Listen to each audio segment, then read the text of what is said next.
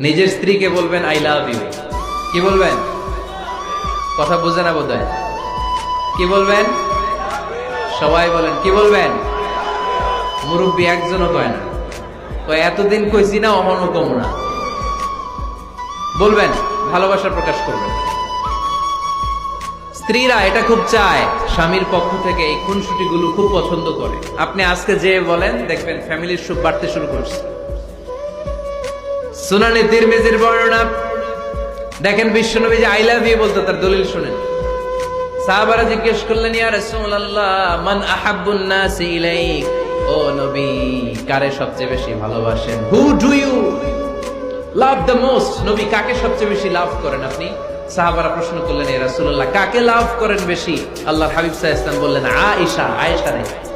সুবহানাল্লাহ কইবেন না? সাহাবারা বললেন, ওমিনার রিজাল, পুরুষদের মধ্যে কারে